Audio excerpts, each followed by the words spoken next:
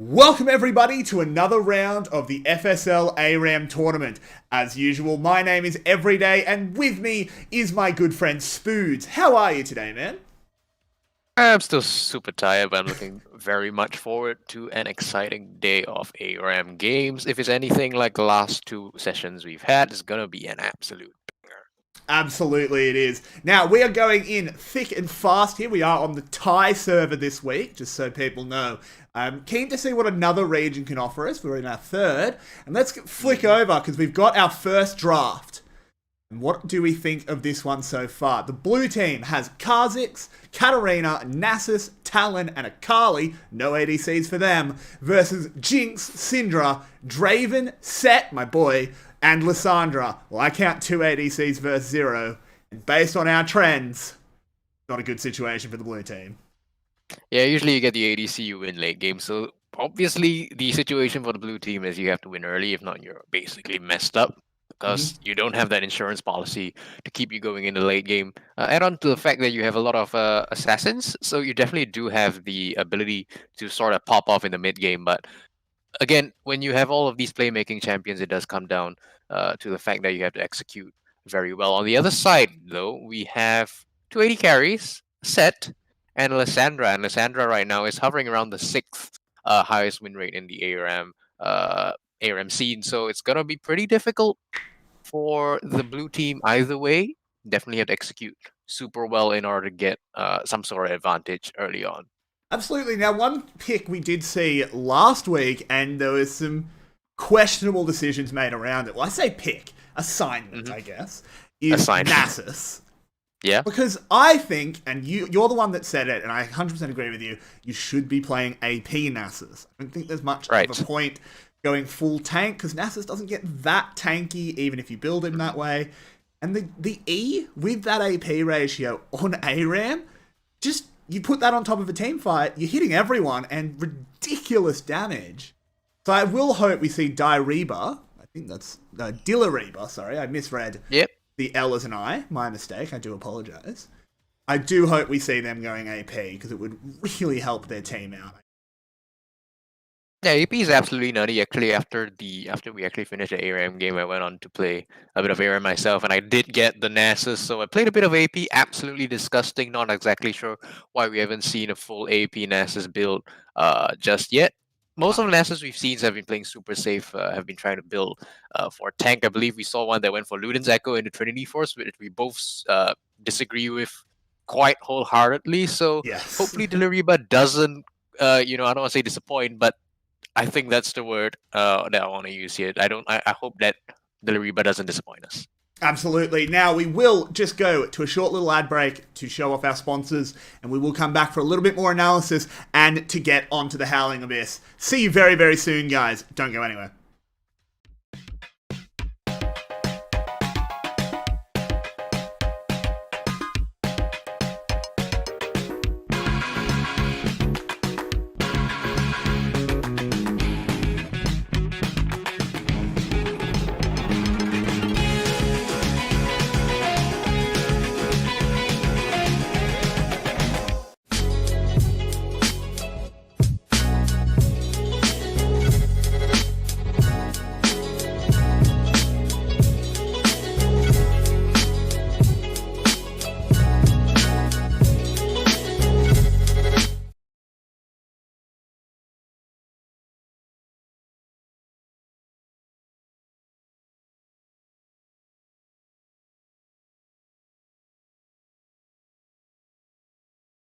And welcome back, everybody. We are just waiting for the loading screen to boot up, and as I say it, there it is. We are loading in to our first game here on this lovely Saturday afternoon, or morning, depending on where you are. Maybe tell us in the chat where you're watching from. That'd be fun.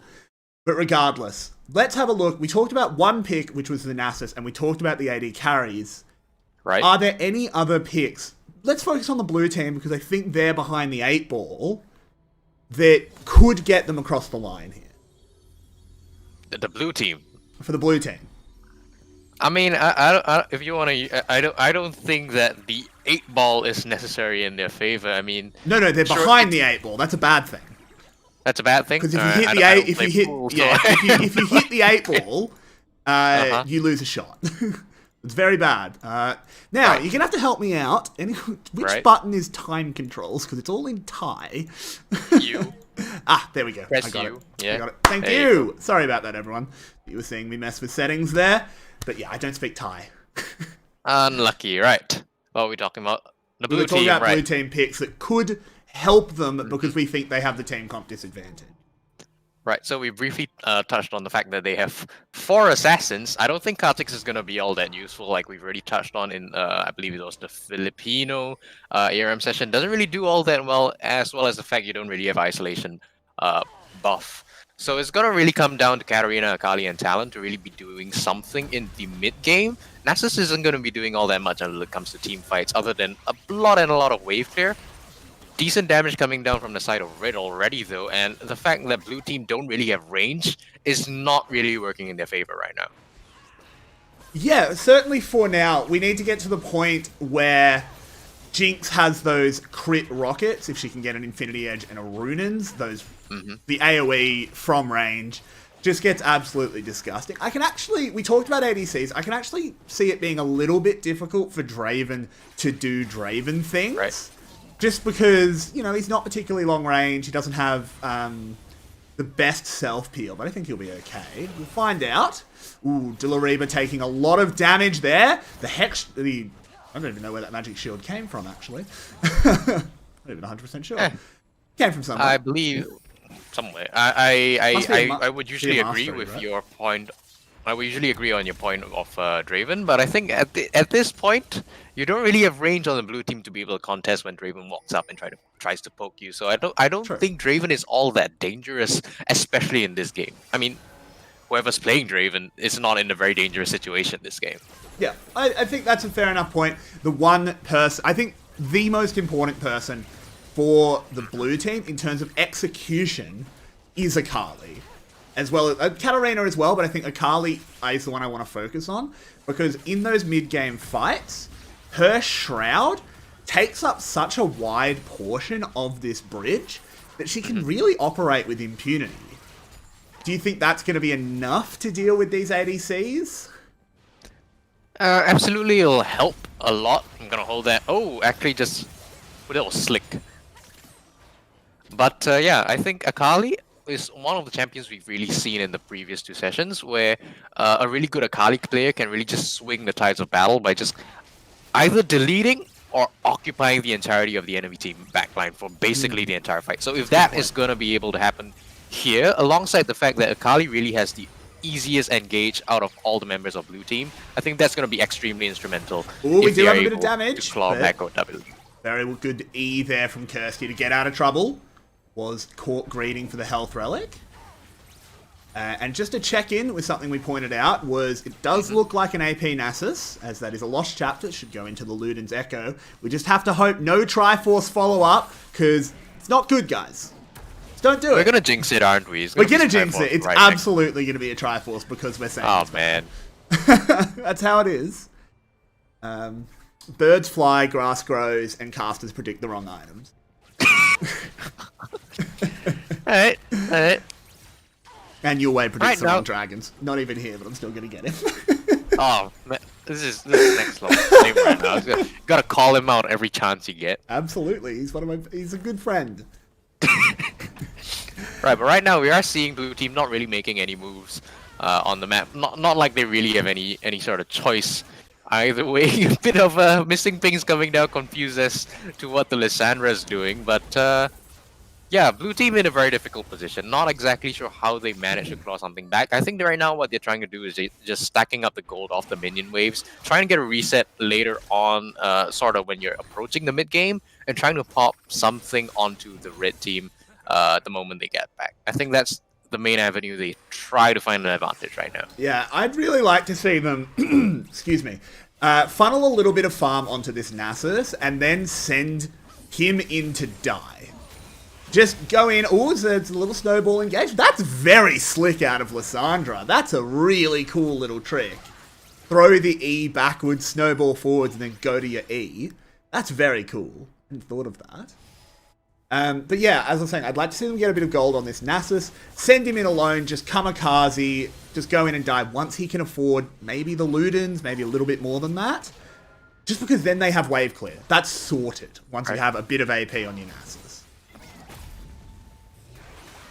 At the moment, it's a little bit flaccid, as there is a lot of damage being dealt to Moonpie, and the face breaker brings him back in. This is an absolute slaughter. Only one kill going back onto the red team at the moment. 3 members of the blue team are dead. Make it 4, as Akali should be going down momentarily, but will get a kill before she does. This is getting much, much closer than it ever should have been. But it's still a 5 for 3, and a very big play for the red team. And the AD carries are the only ones left alive, picking up the ace for the side of the red team. They're going to get some decent damage down onto the tier 1 turret, but they're not going to be able to pick it up. Still though, in the upcoming fights, because of the resets that we did see come through from blue, they are going to be at an advantageous position, especially with both of the AD carries, the main damage dealers for the red team, still sitting on just the base items. Yeah. So one thing I want to point out here is interesting itemization out of Draven. Hasn't gone for the BF sword start, which you obviously can do. Is that Neverguy will come back to it as another engaged. Kha'Zix flying forward, dealing so much damage to the waifu. And I'm sorry, Jinx, we don't know your name, we don't read Thai, but they have gone down, the shutdown, and it's just set. Left standing, and he'll join his team in the grave. Blue team fire back with a clean ace, and they're going to be able to take this tower. Yeah, absolutely. The combination of just the fact that they have assassins on their team and that they have more active gold on the map contributed to the fact that they were able to pick up those quick kills, and certainly this clean execution did absolutely help as well. Oof. Little bit unfortunate there. Katarina wanted the reset, could have gotten an execute, but a very smart Jinx rocket to get the damage tag. Someone could tell us how to pronounce their name. That'd be really awesome, because at the moment they're just Jinx. Right, okay, anyway, we are seeing both AD carries come back to lane, well, the only lane, with Infinity Edges already complete, so that's going to be a huge power spike in their favor now that they have actually gone back and got that reset. Very soon, as Dillareba, you've got to dodge that true damage from the Haymaker, but in goes Akali. Polcation doing so much damage here. There is the kill on the Jinx. Draven will be the next one to go down. Look at the damage out of these assassins! And it's an ace! This is the most bloodthirsty game we've seen in a long time. Alright, I'll take it back. You got your Infinity Edge, but when your AD carries are being jumped on by all the assassins on the enemy team, not really much hope for you, especially when they've just gotten back and got them a bunch of items to increase their damage. They're not going to get much off the back of that fight, but it is going to be a good, healthy chunk of gold going into blue team's pockets. Very true, and this is an interesting dichotomy that we've seen, because we kind of called, you know, ADCs, they're pretty damn good on the ARAM, and they are, but with 3 assassins in the Talon, Akali, and Kha'Zix, it is pretty difficult for them to operate. It's just going to come down to execution on the parts of both of these roles. If the ADCs can kite it out, make sure they live, maybe with Lissandra helping with ults on the assassins that have gotten in the best, they probably win every fight. But if these assassins can play it well and find cheeky ways to get in, how do these ADCs do anything? Right, keep in mind that, you know, we haven't really reached a break point that AD carries really become strong on the ARAM. Right now, it's still very much in the favor of the assassins in terms of damage, but if red team is able to just, you know, sort of stem the bleeding and just fall back every time blue team is looking to engage, eventually you're going to choke out the assassin's ability to really dish out the damage. And once you hit the 20-25 minute mark, that's when the AD carries come online. That's when you start winning the game as the red team. And I'm noticing a few questionable boot choices, I have to say. 2 pairs of Merc Treads.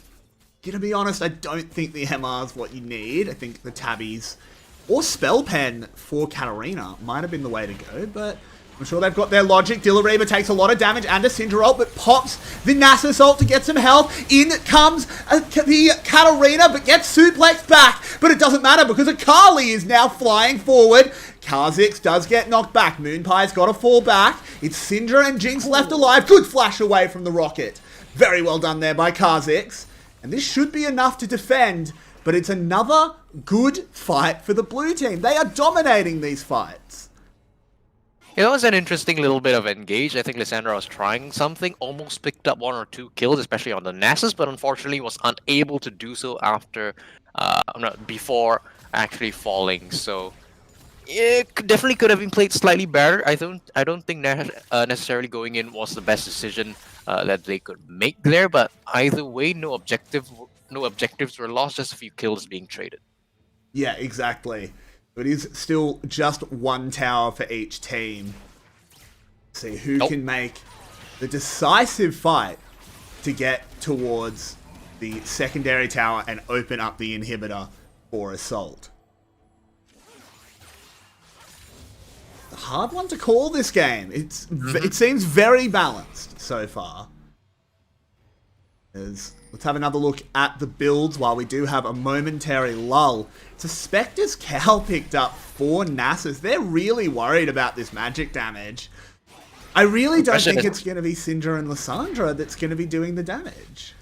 Yeah, they worry about the magic damage, but the question now becomes, where does the magic damage come from? Because Syndra and Lissandra, like you just pointed out, aren't going to be the main carries when it comes down to But we do have another engage. We'll have to come back to it, as there is the shutdown on the Talon. They need to get the rest of these assassins, as Wish You Lucky manages to get away, and they didn't focus the ADCs, and they were punished for it. As that is 4 of them dead. Yeah, absolute horrible play coming in from the blue team. They have been executing very cleanly in the previous fights. Not exactly sure why, but they actually did just go in 1 by 1 after the other person has died. So definitely could have played that fight better. On the Syndra as well. Syndra, don't get me wrong, she deals a lot of damage, but it's not the same kind of sustained damage in an AoE that these AD carries are going to do, particularly Jinx. It's questionable. I think there's a bit too much focus on the magic damage dealer. Set is being caught out here, uses the Super Slam. Lissandra caught as well. Those are obviously just, we'll int a little bit so we can go by items. No one's complaining. Yeah, now, they still have 3 members. They're fine. It does look like the blue team wants to make an issue of it, as Kirsty takes a lot of damage, but goes down to a Syndra Spear and a Jinx Rocket. Not ideal at all, as she's not going to have much gold in her pocket, as we do have a bit of a freeze here. She did manage to pick up Morello. Oh my god. Yeah, I think it is your client. I'm fine. I believe it is. So hopefully this sorts itself out. I do apologize. Alright. Well, they're going in again. This is just blue team inting a little bit. I may need to very quickly restart my client. I do apologize. It's just completely frozen. I'll just give you all updates on what's happening. Yeah, so if you could radiocast for just a moment, I'm going to flick back over just to a waiting screen. We are still here. I just need to reload into the game. Hopefully that should be easy and clean. Not sure absolutely. What your Katarina's actually going in is just going to instantly pop the Jinx, but the Jinx just pick up the Akali, and now blue team once again is on the retreat. Super unfortunate. Not exactly sure what happened to the team. The execution definitely could use quite a bit of recalibrating back into hopefully what we saw 5 minutes ago, to be honest. Yeah, hopefully we will get back into game. A little bit tricky to navigate in. We are loading back in. I do very much apologize, everyone. We did miss a bit of action. Well, us and the first game technical issues. League clients, what can I say? It's tricky sometimes. Ooh, they're going in again. Blue team just jumping in. I'm not playing for Everydaycaster, so I have absolutely no idea how to say this. Katarina is going to come in with the bouncing blade, just jumping into the backline. Akali is already there. They're going to pick up the kill onto the Draven. That is going to be 300 gold into their pocket. And here we are. We are back in game, so I will take over as Dillareba will go down. Sorry, you don't need to play-by-play. As much as that was good play-by-play. You can do the yelly. Katarina going forward, dealing a bit of damage as... Oops. Turn that off, and now the red team is charging forward. Draven getting those axes spinning. But it's a 3 for 3 as respawns come out for the red team. Not gonna lie, I have no idea where you are because Draven just respawned on my screen. What timer are you at? My timer decided to slip very far back. I'm now at 14:52. Okay, I'm actually behind you. We should be fine. So apologies for that. I will get the scoreboard and the like back up. Go. Hopefully my client doesn't freeze again. Please pray to Paparito. Paparito, please. since you were gone, we've seen a few item pickups come through, namely the Katarina finishing up the Morello Nomicon as well as the Syndra. Overall, not anything too interesting to talk about, except for more Emma being picked up as Nasus finishes the Spirit Visage and does go for the Murktreads as well. I think there is actually a couple of things I would like to talk about over on the red side as the dynamic duo. As I used to play a fair bit of Jinx. I used to say, once I've got an IE and a Runins, game's pretty much over, lads, as long as I'm caught up, because those crit rockets aren't fair. Absolutely, and she is absolutely caught up right now. Personally, I would prefer the third Zeal item be completed as well, but that's just me playing a little safer. Right now, Jinx absolutely can take over these team fights. It's a little early on in the game, so it's not like blue team doesn't have a chance to come back if they are able to find the good execution that has carried their early fights. But right now, the ball is definitely in the red team's court. Absolutely. As they have, in fact, while we were not in-game, one thing to catch up on, they have taken that secondary tower and are obviously pushing towards the inhib. It's up to the blue team to stop them. I still don't fully understand all of this, Emma. As the face breaker lands, Polkaton taking so much damage, does get away into that Shroud, but he's very, very low. Charges forward, goes into the Lissandra Self-Bolt. There is the set Super Slam, taking him down to WrestleMania. Uses the Haymaker to get a little bit tanky, but didn't have too much pit grit. He's very, very low now and does go down, but it doesn't matter because it's traded. Jinx is going absolutely wild. Gets the double kill. That'll be the inhib. And with Dilla Reaper going down, there is a very good chance of them taking the game. Triple kill for Jinx. They have gone 8-3-17. What a performance out of the red team. And they take a dominant game one. Absolutely. This game, in my opinion, definitely should have been longer. Not exactly sure why blue team thought it would be in their favor to jump in and basically end 3 fights in a row. But at the end of the day, red team held fast. They managed to weather the storm from the 4 assassins, and they did come out on top in the end. That they did. And as we wrap up game one, I don't think the blue team played too badly. They started out so well, those assassins picking their targets. Well, I just think there was some questionable itemization and an underestimation of the assassins. I actually just want to very quickly, we don't normally do this, but we will this time, if I can just flick over. Let's have a look at the stats. Right. Or the damage stats. Let me actually here. stop you there, right? You might have a better, how do you say this, perception of the blue team, but that's because you missed like half of the fights they did. So let's be real. That's fair enough. Let's not be too harsh on them. If we look at the damage, actually Syndra dealing a fair bit. They did deal 18k. But still, these 2 AD carries, 18k on Jinx, 11k on Draven. Draven didn't have to do much that game. Right. Had it gone later, Draven would have caught up in those numbers. So not the greatest showing from the blue team, but hopefully they bounce back. And we will find out if they do in just a little bit, I think, as we will just go to a little break. Don't go anywhere, guys. Thank you for joining us.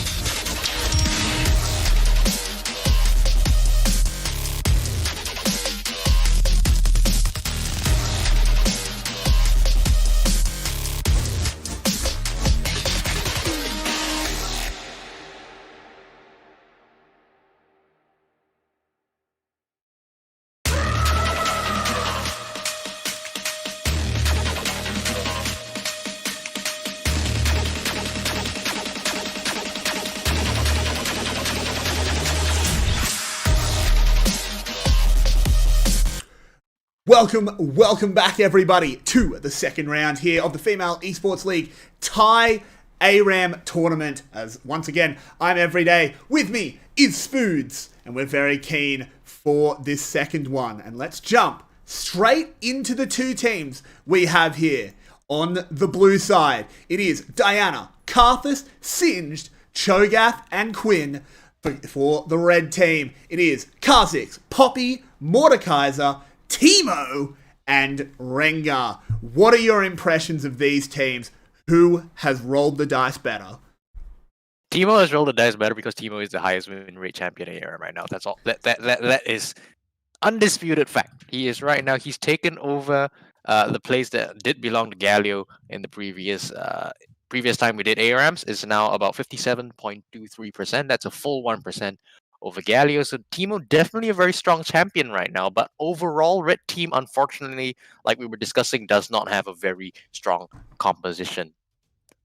Yeah. On the other hand, though, if we look at blue team, we do have a few champions who can really dish out a lot of damage, especially in the late game. You do have the Quinn, which I believe we saw one time did actually pretty well, even though we didn't really heap on all that much praise onto the champion. And we do have the Karthus, who, along with Dark Harvest, is going to be quite the monster in the late game.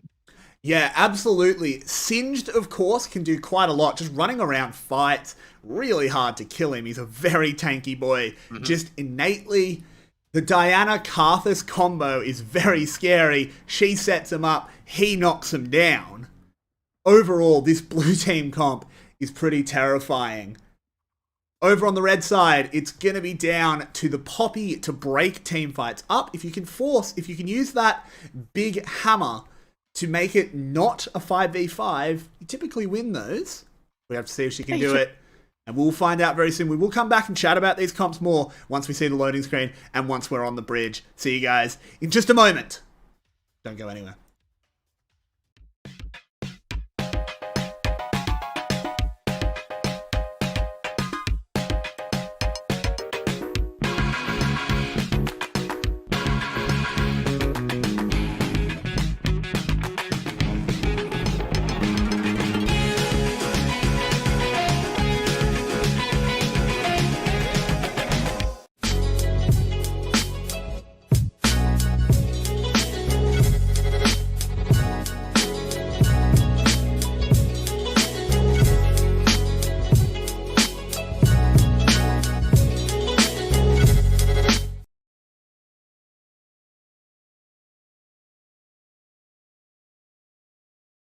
Welcome back, everybody. We are about to get into the loading screen, and once again, it pops up right as I start talking. Thank you, League of Legends, for making me look very smart.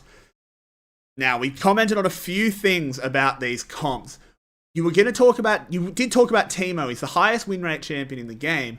How about you tell us a little bit of why? Well, you do have a lot of zonal control with your mushrooms. The blind does actually work pretty well against AD carries, especially to shut them down early. However, one of the main counters towards Teemo is you just pick up the item to let you see invisible objects, and you just run over him anyway. So I'm actually not quite sure why his win rate is that high. It might actually just be clueless players. These players definitely are not clueless. So whether or not Teemo is actually that strong, well, this game is going to be a bit of a referendum on that, I would say. It's true. I mean, the thing is, though, is you can see the mushrooms all you like. He just throws them into the minion wave, right? You can't clear it if he just dumps it on the minions and it instantly explodes. The radius is pretty huge. It's not going to be easy for the melee champions to dodge. I can see Cho'Gath and Singed really being impacted. The one bit of a saving grace here is that blind doesn't really do much here. Yeah. Who's really hurt by the blind? Karthus doesn't auto-attack. Singed just runs around like a madman. I guess Diana wants to auto-attack, but are you blinding a Diana? I guess Quinn, but Quinn really is more of a caster than, an AD, and a traditional AD carry. That's why you see him more in the top lane nowadays. I also think Quinn, she just wants to play cleanup here, I think. Let your AP guys do a lot of damage, and you come in, drop the bird arrows, and go absolutely to town. We'll have to see how they play it out, of course. Let's have a look at the early builds. Is there anything that jumps out as interesting to you? With the runes as well. Yeah, I mean, Karthus with Summon Aerie actually don't really like that all that much, especially when you're already on a do I. composition without all that much late game damage. I would have much more preferred the Dark Harvest, like we were discussing earlier. Does increase your threat level in the late game just that much more. That it does. A very interesting choice there to not go the Dark Harvest. Dark Harvest is actually bog standard on Karthus as well, Right. on Summoner's Rift, so I'm not... The Aerie will no doubt do quite a lot of damage if you just hit the Skittles. But still, as you said, the Dark Harvest just gives you the scaling. See if it pays off, but I'm not 100%. Right, we do see a lot of Dark Harvests on the red team though. It's gonna be Teemo, Kha'Zix, and the Rengar. What this tells me is that, you know, Teemo and Kha'Zix, they're just here to press whatever their poke key is. Just sit in the bush and press that all day long, and hopefully once you've stacked up enough of those Dark Harvest stacks, you're gonna be chunking the enemy team for quite a bit of their health bars. Yeah, I do think we're going to see, if this game goes, you know, a little bit long, not super long, we won't have to wait all the time, those Teemo mushrooms are going to be the dreaded 3/4 of your health bar instantly gone, which is super fun. But look at this push by the blue team. There's one thing we didn't really comment on. How does the red team clear waves? It's not like the wave clear isn't there. Definitely can do it, especially with when Teemo gets the mushrooms. It's just gonna be for these few early levels that's gonna be pretty difficult. But once Mort does stack up a bit more damage in his pull, and Teemo does start getting the mushroom, it's gonna be slightly easier for them to deal with it. But for now, blue team is gonna have a significant advantage in getting some damage down on this tier 1 turret. Yeah, and this is actually where we're seeing that Summon Aerie pay dividends for now. We're going to have to make the call on whether it's better than the Dark Harvest later on. But for now, just hitting one Skittle, getting that little creature running over there, it's really helping with the poke. There is a health relic available for the red team. I imagine they'll pop that after this wave. Once they clear it out, bit of damage onto Eldar, but nothing they won't recover from. Back to your previous point, I think you were alluding to, it's sort of like a trait of power for now, from now for later, right? Yeah. Well, from later for now? I think that's how it goes. Yeah. But yeah, you're sort of banking on the fact that, you know, your Quinn and your Diana are really going to be able to carry you in the late game. And if they aren't able to do that, that's where the danger really sets in, because you don't have all that damage that you would otherwise have had you gone the Dark Harvest route. So it definitely comes down to execution, whether or not this Quinn and this Diana are going to be able to step up and be those late game carries. For sure. And I think one very scary thing here is the existence of the Mordekaiser. If one person does emerge as Singed, tosses the cat over his shoulder, and the Bird Lady will get the kill. Down to very low health goes Moonpie and Rary. This tower's already really low, and we said it was only for the first few levels, but it's enough to get the tower. And in goes Diana, looking for the kills. There's the big ult. The Moon Laser comes down and gets 2. The Requiem will get another. In fact, no, it didn't even get the kill. Cho'Gath did. And that is 3 kills and the tower early on for the blue team. This is looking a little bit snowbally. And that was amazing communication coming in from the blue team, just absolutely knowing when their breakpoints, when they're going to hit 6, and when they did manage to hit that breakpoint, they just went in and got a bunch of kills. And there's the Cho'Gath knock-up to save Singed. He's just fine. The snowball is used. They're looking for something. Friend very low. Can they clean him up? They absolutely can. Singed goes in, does go down, but it doesn't matter. It's a 2 for 2 at the moment. Moonpie in the death realm with Nagasa, but a knock-up will make sure that Cho'Gath survives to get to his team. Kirsty dealing a lot of damage on the Diana. Nagasa should finally go down, and he does. Cho'Gath cleaned up. Rary charging forward. Remember, the red team has had a bye, while the blue team has not. 4 of them have gone down, but the respawns coming in will make sure the red team can't get anything off this. And Kirsty survives the fight. Surprised she didn't kind of int there at the end. Did get 3 kills on the Diana. She's already died once, so it's actually okay. She probably doesn't have too much gold. Let's have a look at that. She had only got 600 gold in the pocket. It was a good decision. Yes, absolutely okay. I think blue team did really well in that fight. Even though they died, they managed to stagger their deaths well enough and distracted red team for long enough that red team, even though they got so many kills, they did not manage to get any damage onto their tier 1 turret. Yeah, absolutely. And here is a speed boost coming out. Singed has picked up the Shirelia's Revelry. And I think that's a really good idea. They can just run this comp over from the red team. The only disengage is in the Poppy. If she doesn't hit a very strong Templar's Verdict, what's it called? Keeper's Verdict, I'm sorry. That's going to be tricky. Yeah, absolutely, it's going to be very difficult for Red Team to even try and disengage from any of these fights, especially when right now they are at an active gold deficit. Poppy's going to try though. Oh, instantly gets cancelled by the Cho'Gath knockup. So unfortunate. Thankfully that's a long she gets, cooldown now. Nah, she gets most of it back if it's interrupted. It's not too far off. Yeah, if it doesn't actually go off, it's only got another 20 seconds. Luckily for Poppy, that is a nice little quality of life thing for her, because that would suck.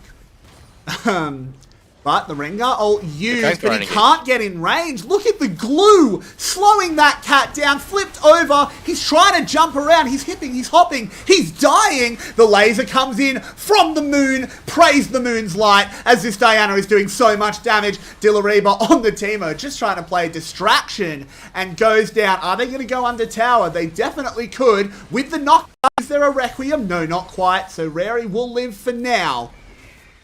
But that was 3 very easy kills for the blue team, and they're looking dominant. Alright, Discord ate your bitrate for half of that fight, so I'm not exactly sure what happened, Yeah, but we're it not looked done like yet. my internet did struggle there for a moment. I do apologize. I had a little bit of a drop. But it's okay, because we are back now, hopefully. Yeah, this Diana is doing a lot of work. Ooh, in goes Rengar. They're trying. This Rengar is getting absolutely nothing done. Goes down again. In the Death Realm, Kirsty will go down to Mordekaiser. That's now a very strong Man of Metal, but with another flip. Singed, absolutely laughing all the way to the bank. Does go down to the claw from the grave. But it's still a 2 for 2. We can't. The red team is they're losing a fight. Oh, Quinn. Oh, Quinn should be able to get away here. No, with the snowball landing. No. Actually tries to turn it around. This is fine for Quinn. Get a reset. That Requiem's doing absolutely nothing. This is why you take Dark Harvest, to make the Requiems actually finish people off. But what I was saying is what is happening here, and it's a disaster in the ARAM, is the red team is losing team fights. And then when they come back out, having bought items, they trade evenly. It's not good enough. When you're coming back out with items, you need to win the fight while you have the advantage. Big claw there. Nagase takes a lot of damage on the Cho'Gath, but once again, Diana calls down the moon and does so much damage. Kirsty going down. It's actually going to be an advantage for the red team at the moment as I throw my phone across the room. Sorry about that. Moonpie very low, flashes away instantly, and they do come out on top of this one in a 2-for-1 trade.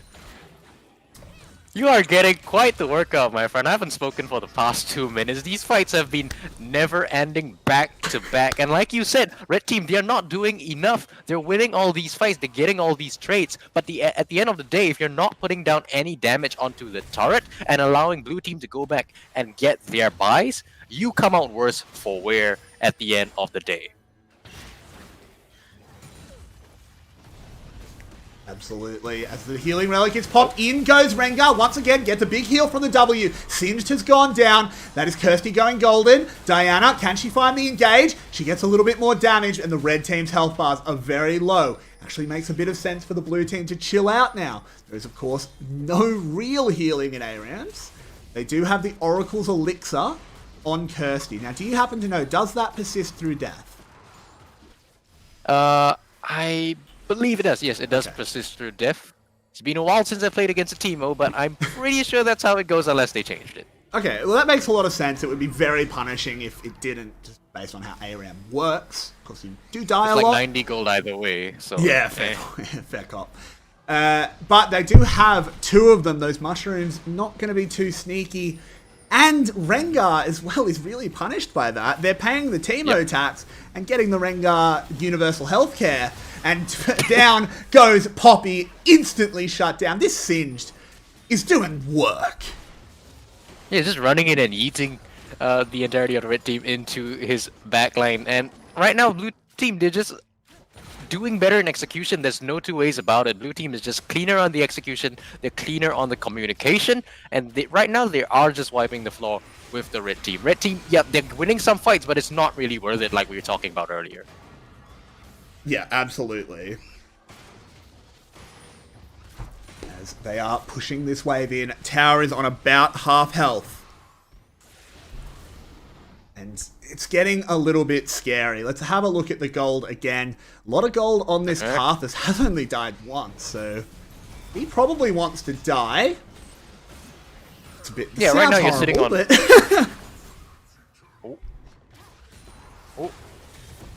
Oh, this is so dangerous right now. Yeet! Oh, in they go. The keepers, the field from Poppy goes out. Singed has gone down. But look at Diana absolutely shredding the backline. Can she get onto the Mordekaiser? Good flash. She's in the death realm and she actually loses that 1v1. Mordekaiser's still alive, but very low on health. And the rest of blue team, well, they're looking pretty healthy if you ask me. They're pretty big. Poppy wants to get the kill onto Eldar here. He's running away. I'm surprised he doesn't want to die, but it's a triple kill. He pops the Requiem. Again, it's not going to be enough. Take Dark Harvest on Karthus. Probably was a kill if he had. Oh, but they're flashing forward and nom nom nom nom. Cho'Gath with the feast. Gets a big old mouthful of metal. It's not even the Dark Harvest. This card is sitting on a boot and 2 non-combat stats items. It's so unfortunate you have no damage on this card. But going back to that fight, Diana really deserves... Oh, sorry, I know you want to talk. Oh, never mind, you can. They're not actually engaging. Go. Okay. Use your time wisely. Diana, good job. Good distraction. I'm done. Carry on. As it is another yeet, as Rengar has been found. Now, we did have Karthus taken incredibly low. Still very surprised. He's not just resetting. He still only died once. Mordekaiser is going in, dealing a lot of damage. This should be a big fight win for the red team. The health bars for Karthus, obviously, just non-existent. Diana's full health. Why are you flashing away? Just go down, Karthus. It's okay. Take the death. 4.7k on this Karthus. Go down, son. Please. At this point, he does no damage to minions. That's how it goes. He's only got a catalyst and a tear. It is no damage. Oh, and the Kha'Zix is dead. That was a shutdown. Eldar still living. Just playing the KDA. You've got to love it. It's a bold play for sure. Teemo has been found. Pulled around. Kirsten, you'll get another one. And finally, Karthus goes down and even gets the kill with that death passive. And this is the red team once again being absolutely wiped out. Mimi ain't easy. Running it around. Does go down in the death realm. Makes Mordekaiser a little bit stronger. He does get those base stats. But it's just Rary and Moonpie to try and clean up the last few members of the blue team. And they're doing a pretty good job of it here. Is there a feast on this Cho'Gath? No, it's already been used. And they can't stop the Master of Metal. He's got a full shield bar if they have the E, the W, I should say, to press. And there it is. It's big. And down comes the mace for the big double kill. Mordekaiser, absolute hero. Yeah, we've been heaping a lot of praise on the blue team, but on the red team, this Mordekaiser is doing a lot of work, really being one of the only factors that's keeping them in these fights. To begin with, Elder's back though, and has a little bit more damage to speak of now. Absolutely. Could go down if they decide to keep going under the tower, and does. Of course, Karthus still very dangerous. Does not have the Requiem to press, as he did pick up the Roa and another needlessly large rod. It should actually do some damage now. Mimi ain't easy. Gets the goop down. Should let Quinn clean that one up, but does go down in exchange. Friend diving forward. That's very risky. It's a Quinn, son. Oh, and then the charge into the mushroom makes the bird lady very upset. But she does survive. Oh. I was thinking she might actually walk onto the second mushroom and die that way. It would be very funny, but no. Instead, actually just going to pick up the kill on the Kha'Zix due to a misplay, a misjudge coming in from the Kha'Zix. Does manage to survive as well against the Poppy, who right now is very tanky but doesn't really have much damage to speak of her own. For sure, and down goes the secondary tower. The inhib is now exposed and being sieged. I've got to say, it's got to be on Moonpie here to isolate the carries. It's got to be probably the Diana in the Death Realm and killed very quickly.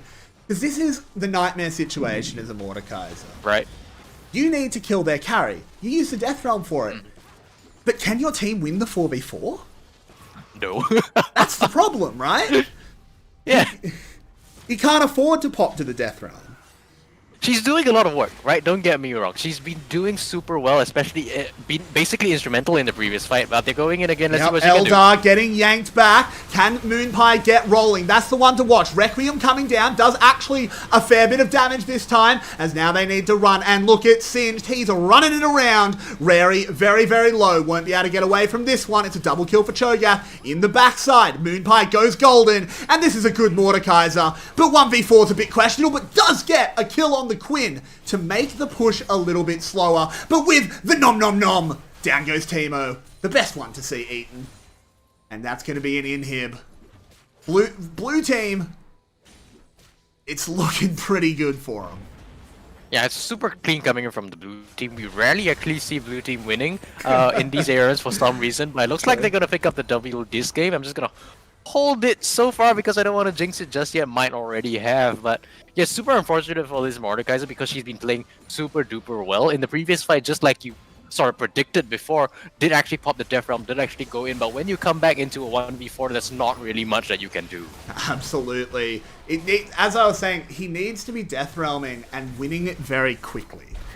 That's the big thing, because his team is just going to struggle without the Mordekaiser in the fight. Diana going in, dealing a lot of damage to Friend. Moonpie's walking forward, has not gone into the Death Realm yet, and might go down without using it. He's trying desperately to get this Karthus, but can't get it done. Might have been better to turn on another carry. And speaking of which, it's Kirsty calling down the laser once again. Friend dives back in, but Cho'Gath gets the double. Poppy, last man standing with absolutely everything to do, and with the shield, will not even be able to get Karthus. We may well see the game end. Yeah, that is definitely a possibility right now. The Mordekaiser unfortunately did not have the Death Realm there. A bit of miscommunication, not exactly sure why they decided to go in. But unfortunately for Red Team, the only advantage that they didn't have, which was the tankiness of both the Poppy and the Mordekaiser, has sort of been usurped by the fact that this Cho'Gath is now a very, very big boy. And now I think we're going to be seeing one of the last fights of the game sort of break out whenever Blue Team manages to walk up. Yeah, I think they'll just do a little bit of poking. They have a Karthus in this situation. He can just plonk himself near the Nexus and just zone forever. Requiem used. I think Poppy knows it's over. Just need people to hit the Nexus now. And the red team, they're gone for the last-ditch attempt. But it doesn't matter. Blue team walking in a really dominant performance. We've said that twice now, but it's been true both times. Yep, dominant is definitely the way you want to put it. This blue team has definitely stepped up very much. It was great communication, great execution throughout the entirety of the game. Did not actually lose a tower at all. That's insane. That's an absolute slacking. There's no other way to put it, unfortunately. That was one-sided. We'll have to see. We can be a little bit closer next time. Don't go anywhere, guys. We will be back for more ARAM action. You don't want to miss any of it. Yep. Join us very soon.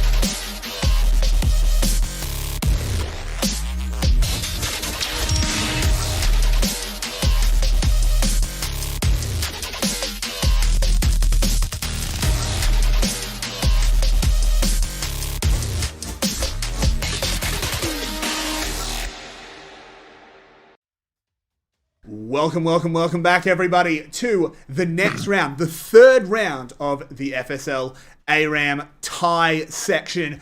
Once again, my name is Everyday. With me is the big man Spoods, bringing you the big brain. Let's jump straight into this draft screen, as we do have a bit of an interesting one here, for sure. For the blue side, Rise, Ziggs, Siva, Wukong, and Kassadin. And over on the red team, we've got Rumble, Braum, Nocturne, Graves, and Aphelios. Now, let's start with the blue team. What are you thinking? Right, well, when you see Sivir and you see a Rise, obviously the answer as to what the blue team is going to want to do to you is basically run at you and try to kill you, along with the fact that you have the Wukong and the double knockup to supplement that, as well as the Kassadin, which is also a late game monster. This blue team is looking quite fearsome when it comes to team fights, especially if they are able to hold back and come in for the cleanup. Absolutely. That engage combo of Rise, Sivir, and Wukong running at you is terrifying. There is a bit of disengage in the Braum. I don't know if that Glacial Fish is going to be quite enough, though.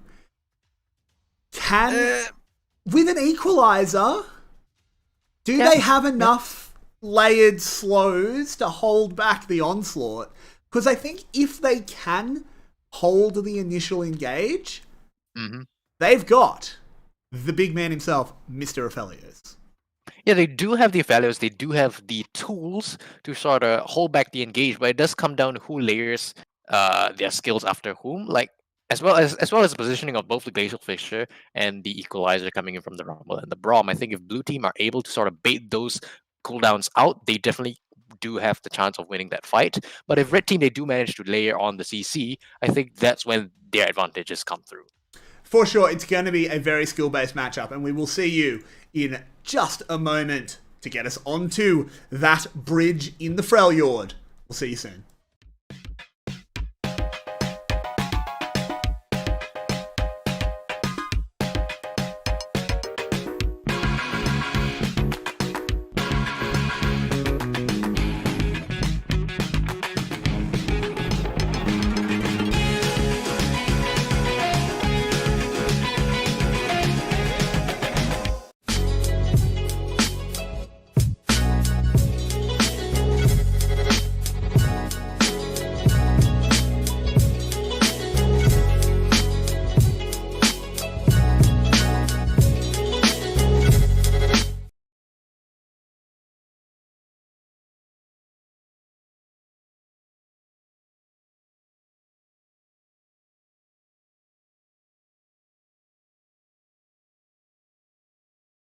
Welcome, everybody, to the loading screen for this third round. Thank you so much for joining us. We, of course, love having everyone here. So, we were talking about how this is an execution-based match, and we mostly, for the blue team, talked about the three-man core of Siva, Wukong, and Rise. But what does Ziggs add to this? Because he's got some range.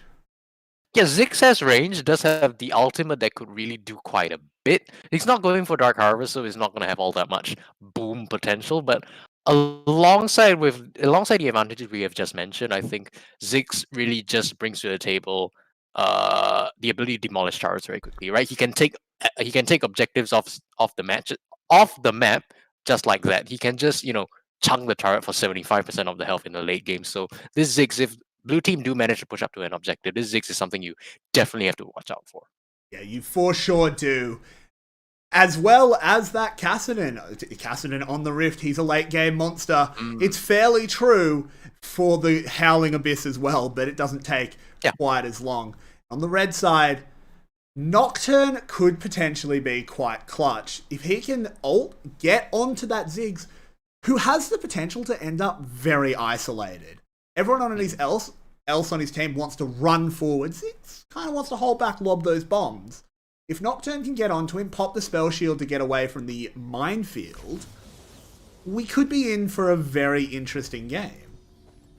I'm sort of biased because most of the time I see Ziggs is not a very good Ziggs, so I'm actually not sure if this Ziggs is going to be doing all that much damage. Enough to warrant using the Nocturne ult on the champion. I think Nocturne could maybe go for the Rise, maybe go for the Wukong. Maybe, I'm not sure if the Sivir is going to be able to be there along with the Spell Shield. I But just think the problem overall, with if you those is they're going to be grouped. You'll just be diving into 4, surely. And you just get hit by a Wukong ult. That sucks. Right, I was going on to the next point, which was that if you want to use ultimate on Nocturne, another way you can do it is, just hang back, wait for your team to sort of deal the initial damage, and go in for the cleanup once that is done. Because I think playing Nocturne in a team fight oriented game mode, you're not gonna have the best. You're not gonna have the best experience, I think. Sure, and I like you could go for that kind of build. We have to comment on the Nocturne build. Look at that first item in his inventory. Oh. What's going on there? Not sure. Not exactly quite sure what's going on. You know what? Usually on AP champions, I get flamed if I build tier first.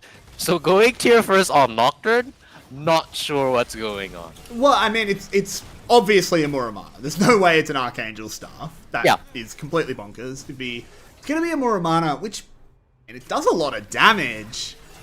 And it does stack up pretty quickly, just because of how tier works. Of course, you do... well, if you speak Thai, you can read the tooltip, unfortunately.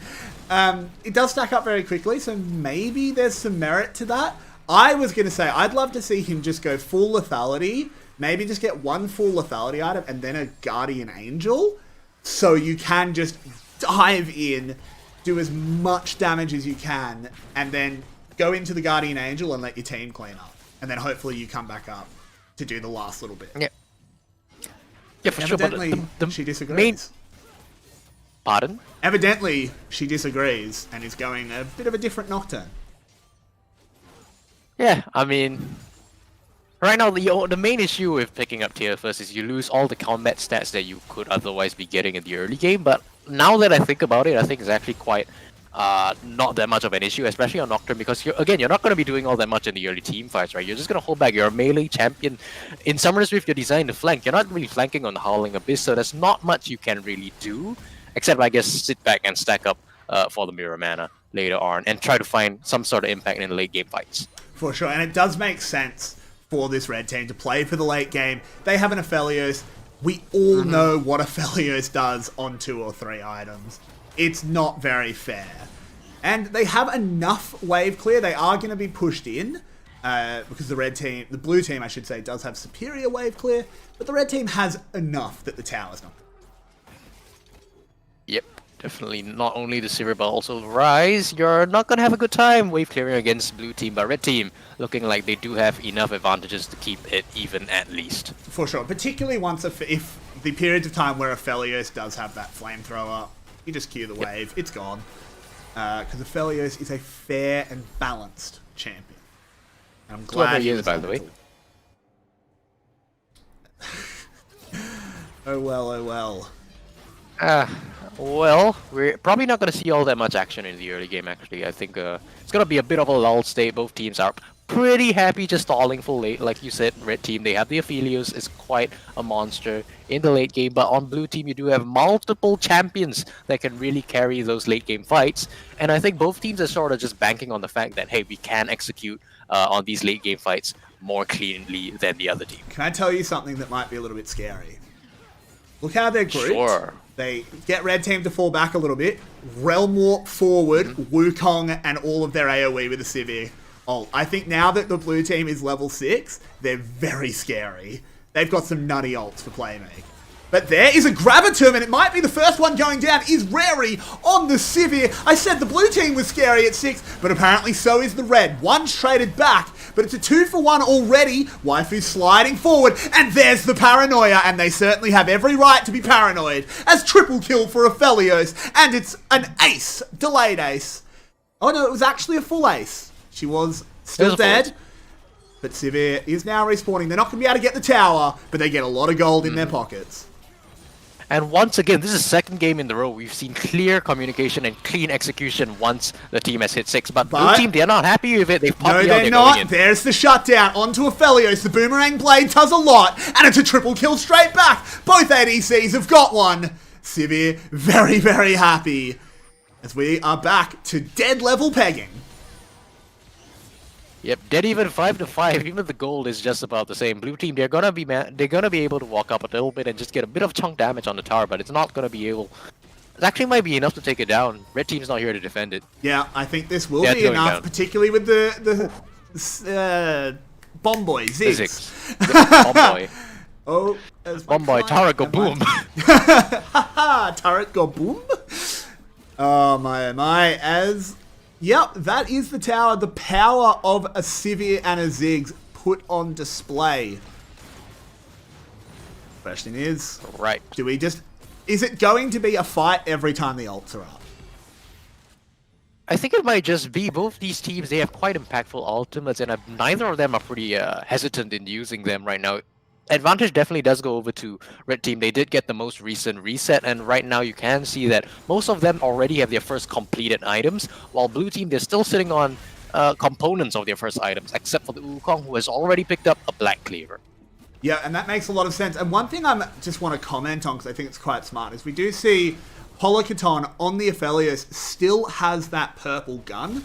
The value of the Gravitum ult in the situation of the thin lane is ridiculous. If you can hold them up, drop the rest of the ults on top of them, you win that fight very easy.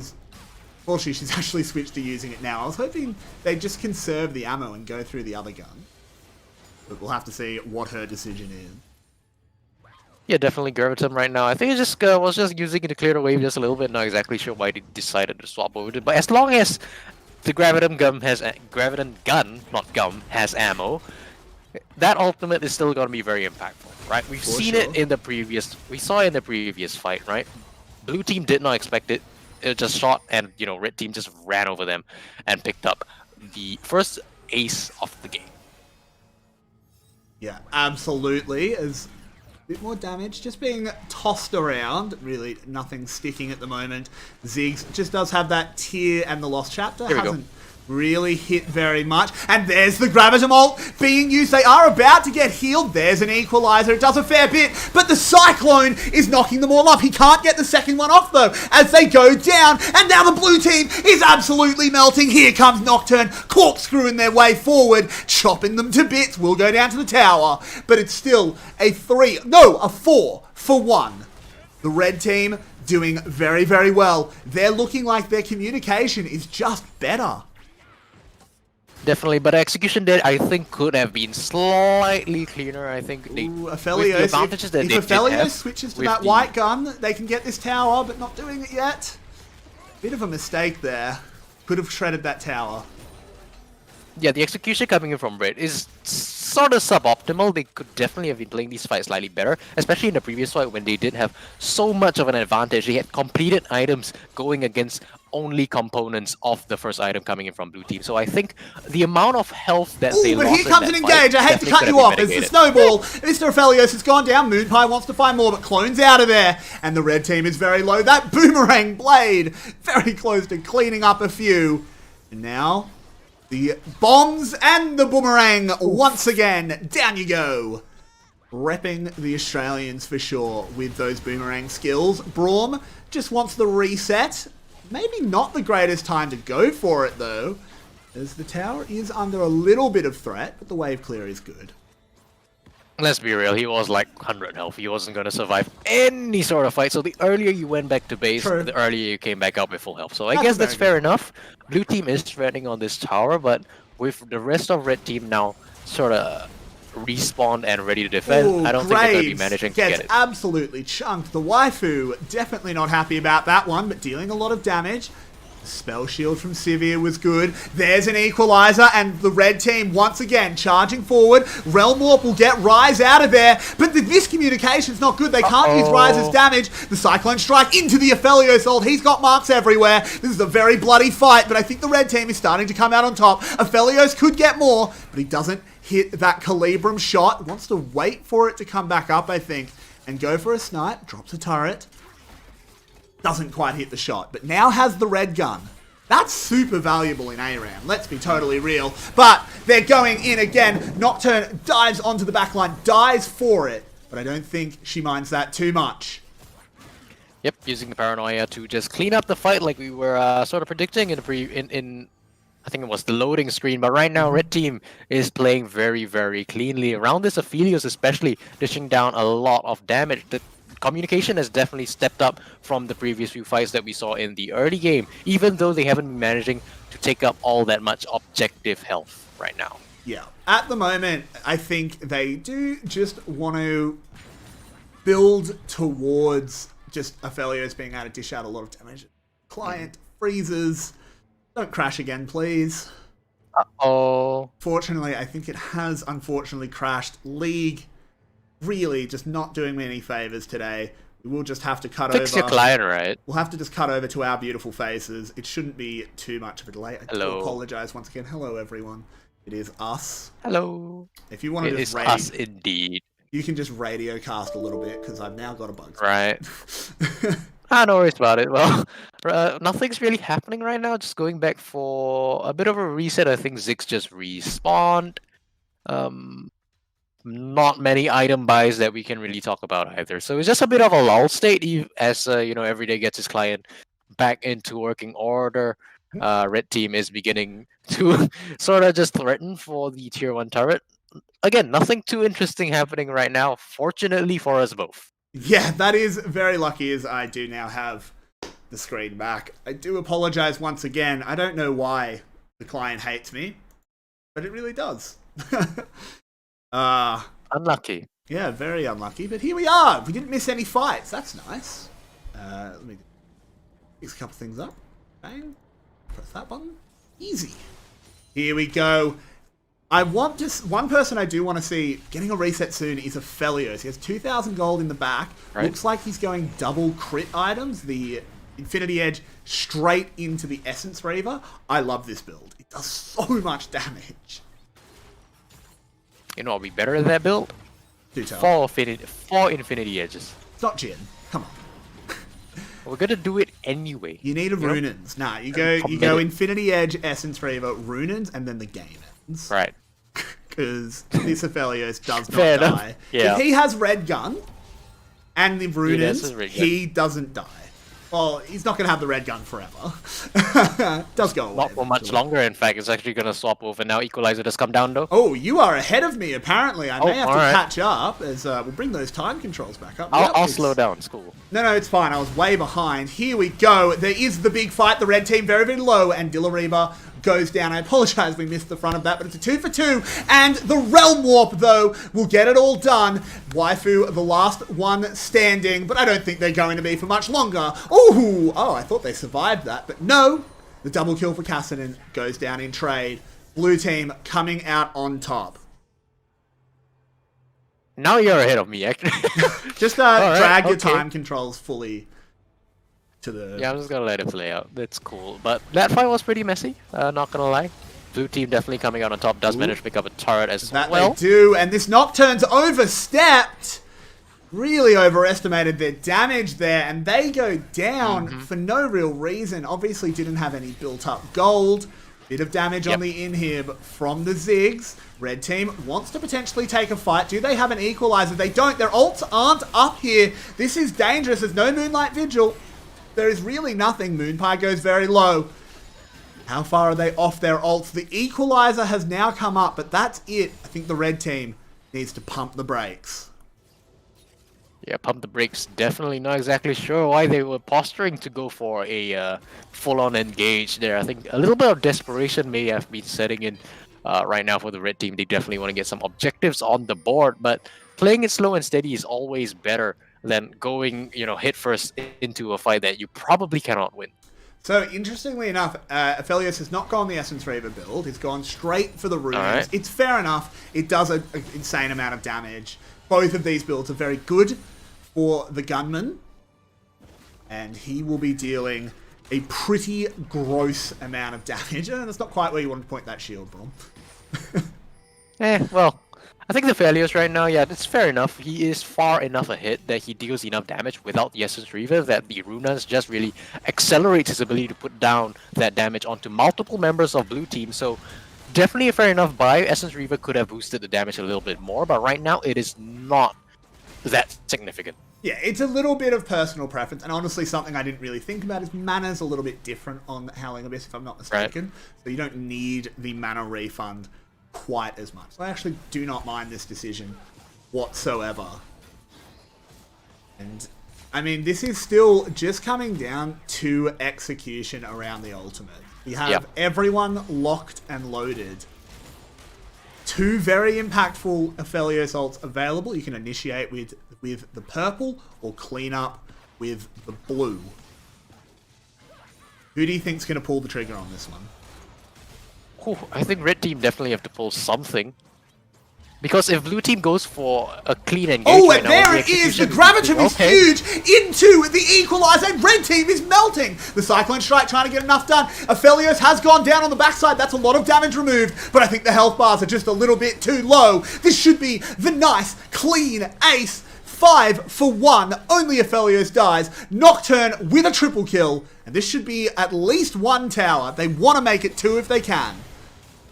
Absolutely no desperation coming in from that engage. They knew what they were doing. They execute cleanly, and they do manage to pick up the big W in that fight. Now they're threatening for the second tier turret, and this is a slow and steady thing that we want to see coming in from Red, right? They are able to peel for the Aphelios. Maybe not as good as they should have been in that previous fight. He was the only champion to die, but they are going to pick up multiple objectives and sort of equalize the map state. Ooh, now that they have won that fight. Absolutely. They're trying to get some damage on this inhib. I think that might be a little bit risky. And in terms of peeling for this Aphelios, if we have a moment, no waifu timing, and this is just a bit of reset. Don't really need to talk too much. Actually, we might. Just gotta stagger it a little bit. There's the Realm Warp. This is dangerous. 5 arriving. This is Aphelios going down. The bomb. Nocturne, the only one getting the kill. This could be game. No, they don't have a wave. They don't have a wave. I don't think they can. Just as soon as we praise the red team for clean execution, they fall prey to the Realm Warp execution that we were started discussing in the early game. Super unfortunate. Definitely could have been much, much worse should the blue team have had a wave there. But at the end of the day, they don't win the game. Red team go back, they get a quick reset, and now they are the advantageous ones when it comes to damage on the map. For now, at least, as the Phantom Dancer for Aphelios is done. He is just stacking up more damage. And something I was going to comment on before that fight kicked off is we have in a few of these ARAMs talked about someone being so much of a threat that all of the enemy resources have to go onto them. And I think Aphelios is in that situation. You have to put everything into him because otherwise he'll kill you. He will just 1v5 your team if you don't put your ultimates on that man. But if you do, well, how do you stop the Nocturne and the Graves? That, I think, is going to be the dynamic. Yeah. Right. Yeah, luckily for blue team, in the previous few times we've actually spoken about that dynamic, the target was actually much more slippery, I think, in my opinion, than a very immobile AD carry like Aphelios who does not have stealth. That's very true. So in this case, I think being able to see your target and have him be in the general area as where you engage onto him is going to be much more easier for blue team to execute on than, say, someone who can dash, or like the Twitch, I think, was the previous example. That makes a lot of sense.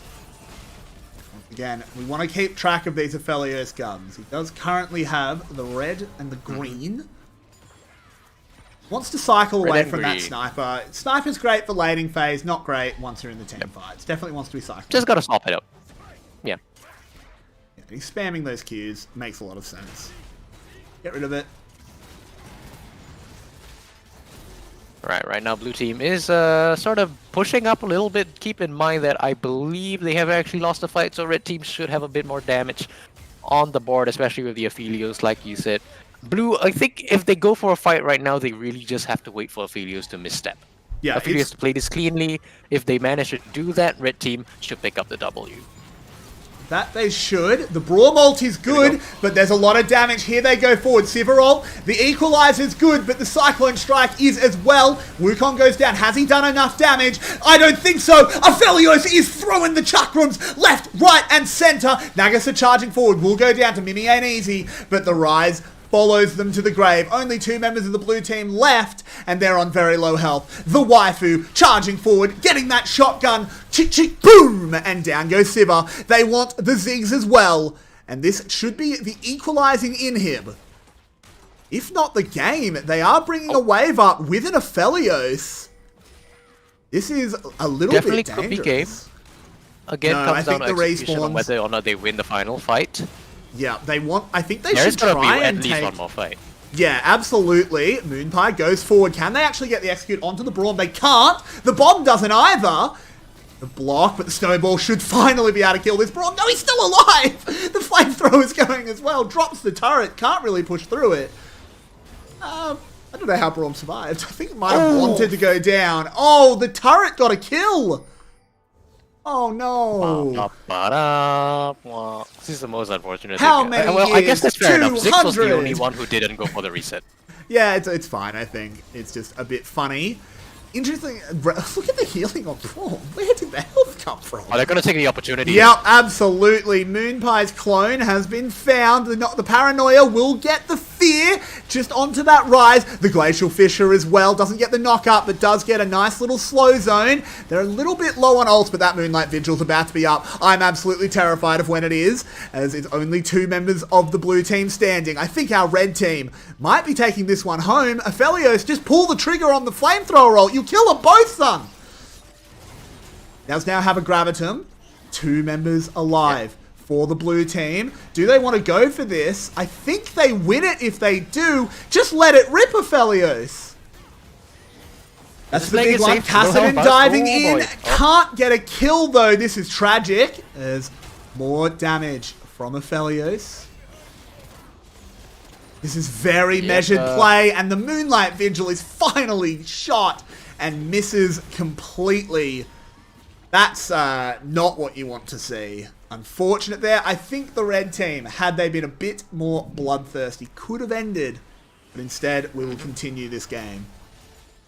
Yep, they simply did not have enough health, I think. They didn't have the confidence that they'd had enough health to win that fight, even though the Aphelios was, in fact, on a full health bar. So I think they were just a little afraid that they couldn't peel for the Aphelios. And keep in mind, they are on the inhibitor, so losing that could make it very, very difficult for them to come back into the game had they lost that fight, especially against the blue team with the amount of wave clear that they Oh, do. but here they go. Paranoia is used, and the collateral damage will live up to its name as it's another kill. Mimi ain't easy on the rise, has been found by the equalizer. Can the Rumble do enough damage? Goes golden. Cyclone is used. Wukong going down. Bomb comes out, doesn't do very much. And here comes the shot. I think this will be the final death march here for the red team. They should be able to walk this one in with a 4v2. Aphelios on nearly full health. They're just going to chunk away at this good tower. execution. All right. They're being very careful. As they're playing this one incredibly slowly. 4 seconds on Rary Siva. Rumble's gone down to a flank by Kassadin. Waifu very low, needs to be careful about the same thing. Kassadin goes golden, should get stunned up immediately out of the Zhonya's. And now here comes the Sivir ult. They waited just a little bit too long. And Sivir came back up. Red team, you've got to get your killer instinct. As now, Rary chasing them down. The onslaught comes out. The red gun Q and Nocturne. It is a shutdown onto Sivir. Can they get out of here? Or will this be a cleanup? Good use of the red ult there just to get some health. Needs to walk forward, press that Q, but it's not enough. Oh. Shutdown onto Aphelios. And they did not have the killer instinct. They didn't go for the throat. And now they might be in a little bit of trouble. This might be the end of their inhib. Absolutely, yeah. At least gonna get the inhibitor for sure. Not exactly sure if what am I saying? The death timers are gonna be long enough for blue team to walk these minions in. The equalizer is just gonna I think come down that's by a a very little bad bit equalizer. more That needed to go on the minions. Yep. But exactly. it might It not went on matter. no one. Oh, and here is the fight. The Cyclone used. They don't have Aphelios yet, but Graves deals a lot of damage. Waifu piloting that one to perfection as it is a shutdown on Wukong, the blue team. Backing off. They still need to be very careful of their own death timers.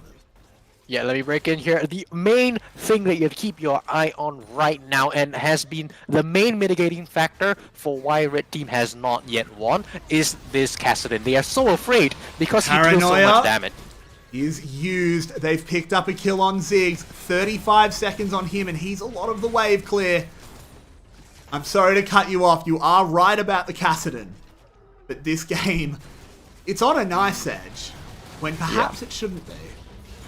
Right, you see Kassadin is low. They should have a little bit more confidence to go in right now. Sure. Because Someone you hit that probably tower. can kill the Kassadin. Just go in and take the turrets. He's low. Yep. The threat isn't there. They are going for it. Yep, zoning equalizer is used. Moonlight Vigil's about to come up and he's got a flamethrower. This is a very scary situation. There it is. He didn't actually use the flamethrower. He used the crescendum. Just going, they want to get the victory lap. They just want the kills. This game is definitely over. The Nexus being hit, and it is your red team taking the win. A bit of a closer one than the first two we had, at the very least. Yeah, I think one thing we really missed in the last few fights, again, is the Kassadin, because we were questioning why Red Team were so hesitant, why they didn't really want to go in for the engages, but we did see what happened when they ended up doing so. The Kassadin just basically ripped through the entirety of Red Team, and the only reason why they didn't have that confidence to go in and get the win at the final fight there was because the Kassadin was so low, and I think we really have to keep a lot of praise onto how well this Kassadin was played despite its loss. For sure. That was a very good performance. I think from all 10 members on the Rift, there was really no one to point out that didn't contribute. It was a very close game, but in the end, the red team did edge it out. But we'll be back shortly with round 4. I think it should be our final round, but we'll find out, of the FSL Thai ARAM League. Don't go anywhere, guys.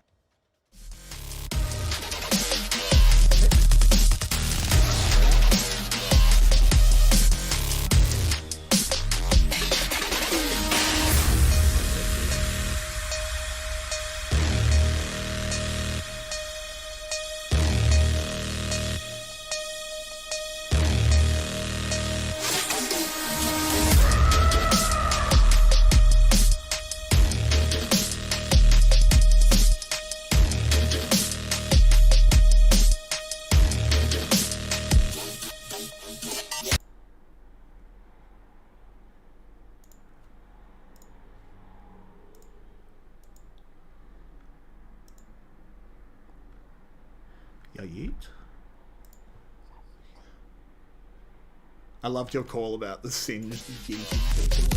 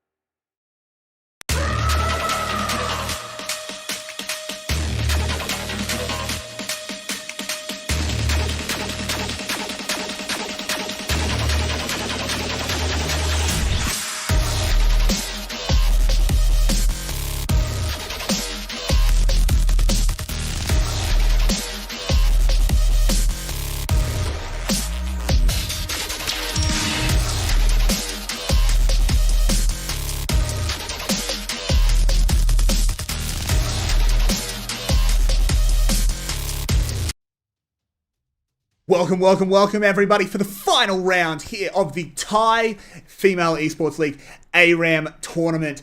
Once more, for the final time, I'll tell you, my name is Everyday, and with me, bringing the brain, is Spoods. Now this one is a little bit exciting, and of course we are heading straight into draft, as we will just flick over if League will get out of the way and let me.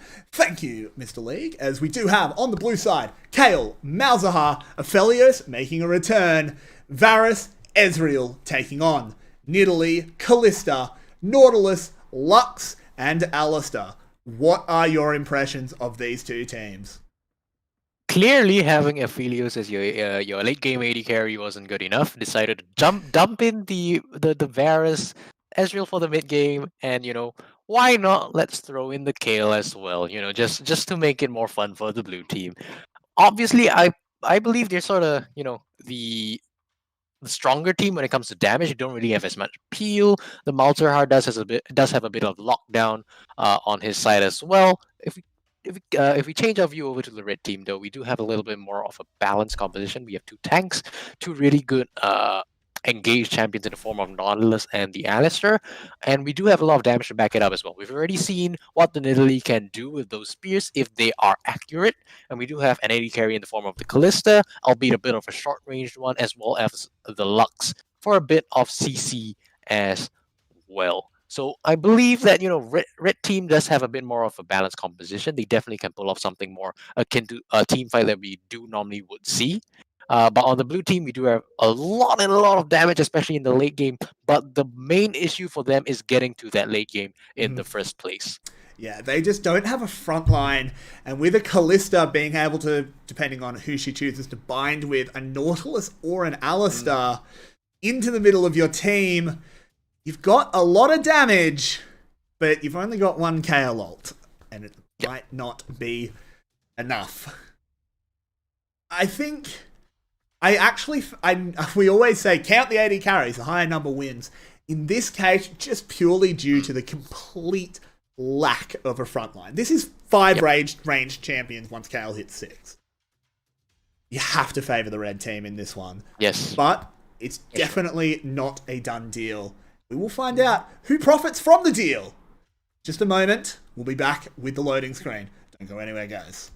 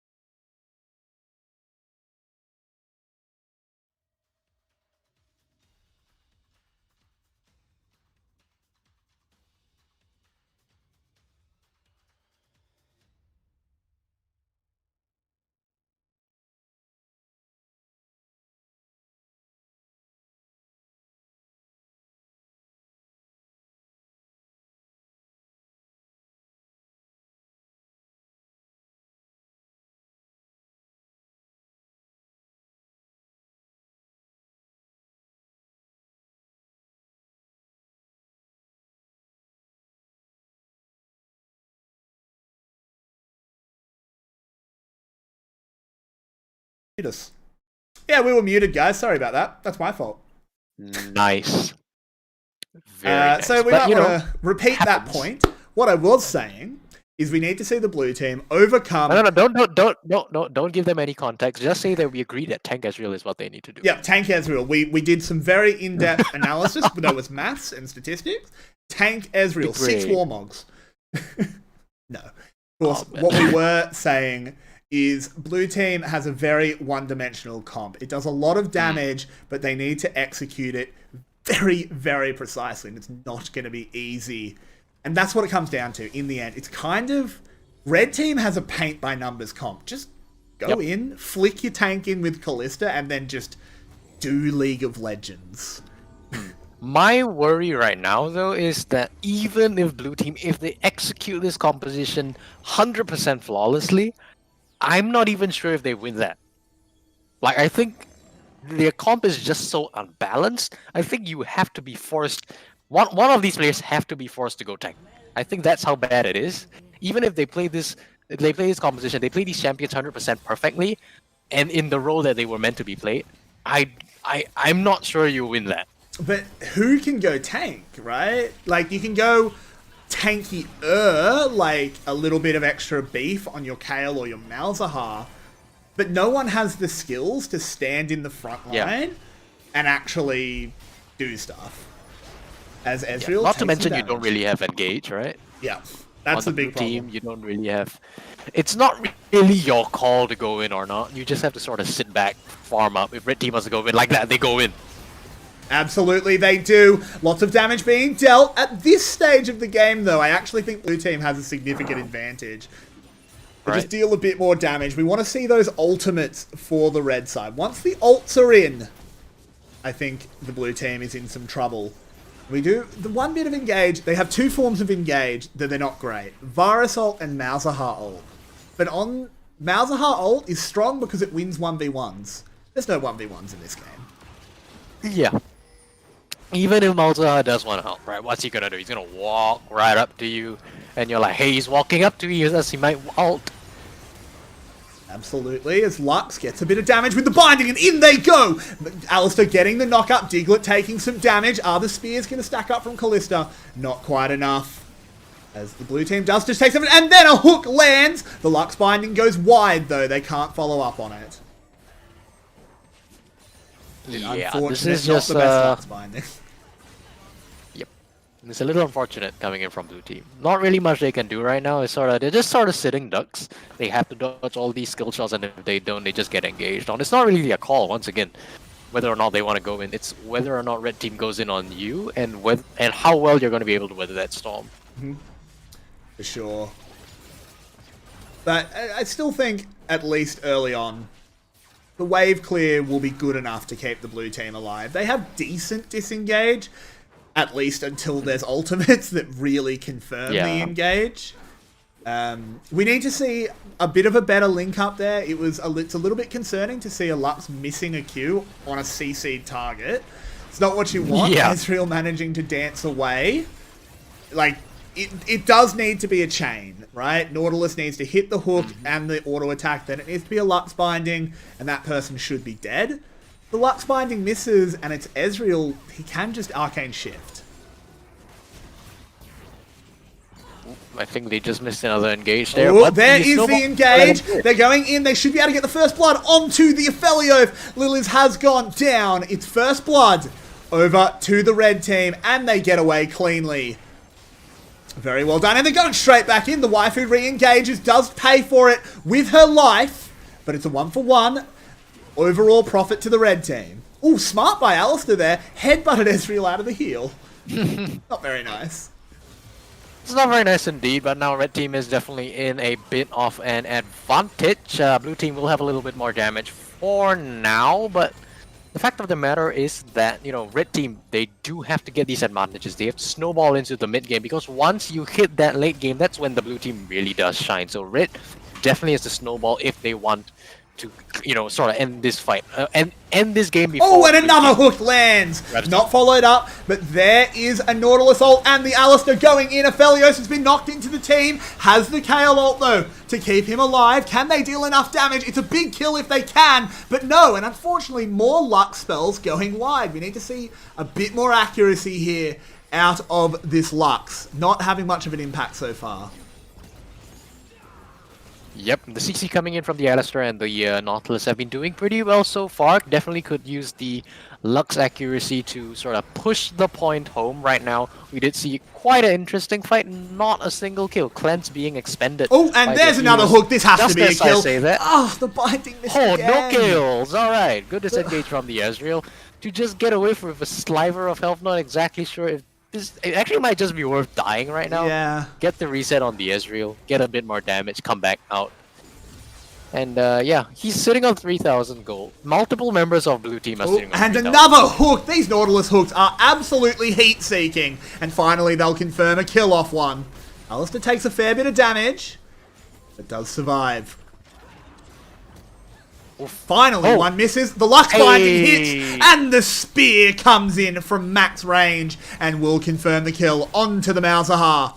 And they'll get a little bit of damage onto the tower, but the flamethrower turret will make sure it's not too much. Your volume, you did sound like a bit of a robot in that fight. I'm not exactly sure what you said. I apologize. But yeah, these spears have don't worry, it been was pretty just true coming in from. I'm not sure if it's just me or if it's the broadcast. It's fine, hearing it whatever. as well. Just should be fine. move swiftly on. As yeah, they can't quite push into these flamethrower turrets. While Aphelios has that gun combo, there's no real chance of a push. Unfortunately for the red side. But they are in a pretty commanding position. Though they definitely do need to have some deaths soon.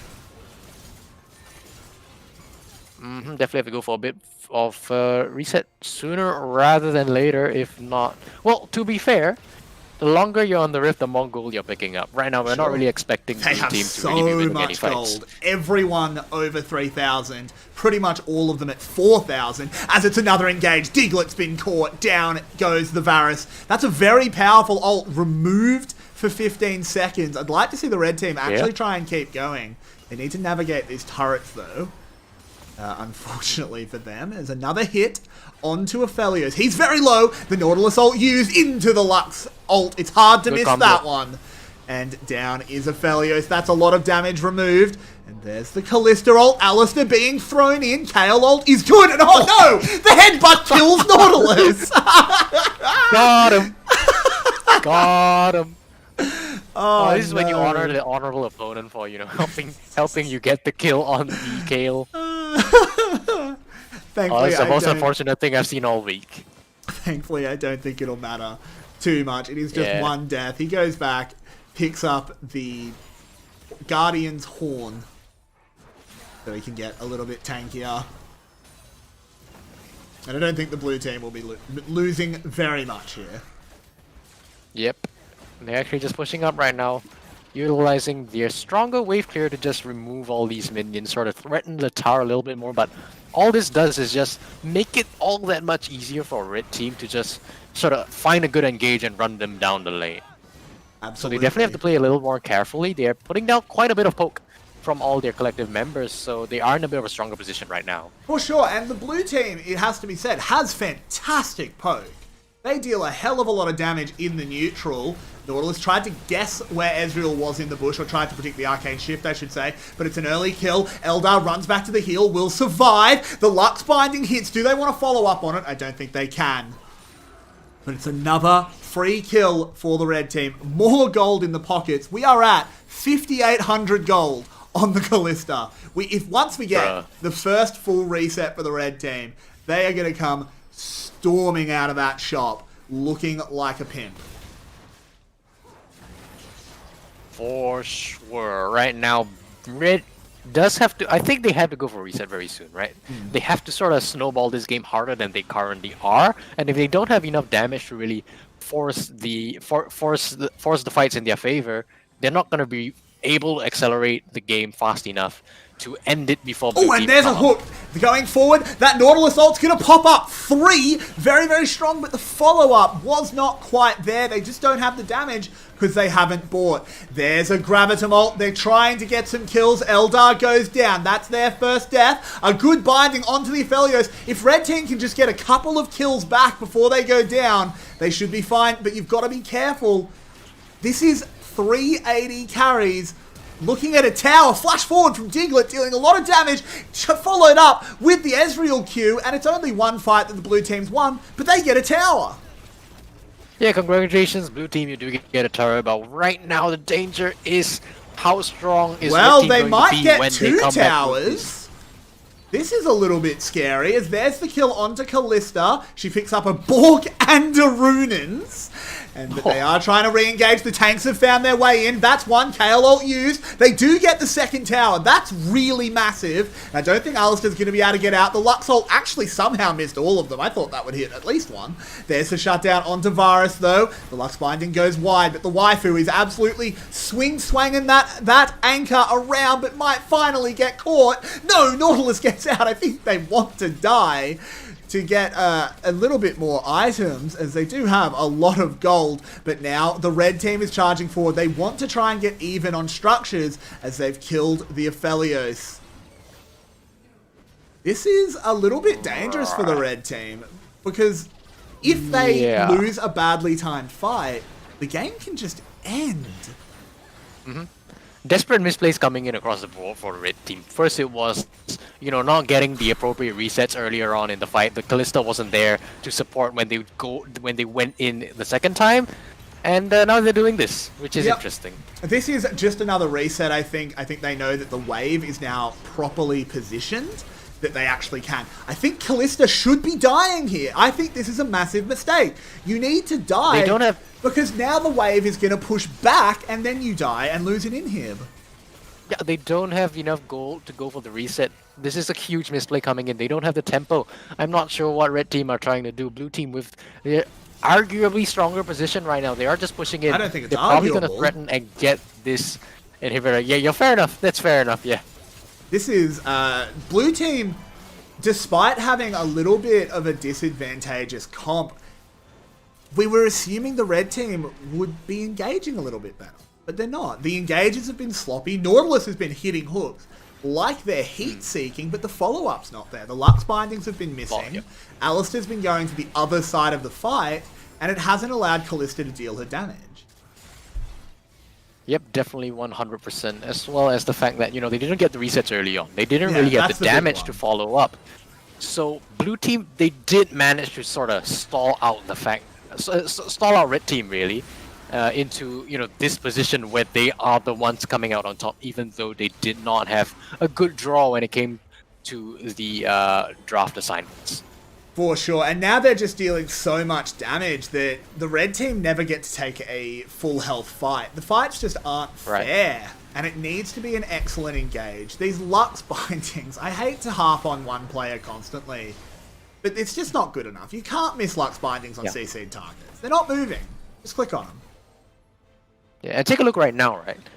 The fact is that Nautilus, he's trying to go for these engages, but blue team, they're standing so far out of range. Their poke is so strong that they don't even have to walk into Nautilus hook range in order to deal out all this damage. So the question now becomes, even though blue team doesn't have... Well, that's how they engage. That's how they do it. With the snowball into the Kalista ult, the Kayle ult will buy them some time. Unfortunately, the Lux ult was mitigated. Did hit Malzahar, of course. And now this is the first kill onto Kayle. The chains of corruption do spread just a little bit. And in the backline on the Nidalee, very, very low. And the blue team get 2 kills against the Tide. And this could be a disaster here, as there's low health bars. And again, 380 carries up. That's a lot of push power. I think the red team needs to try and find something.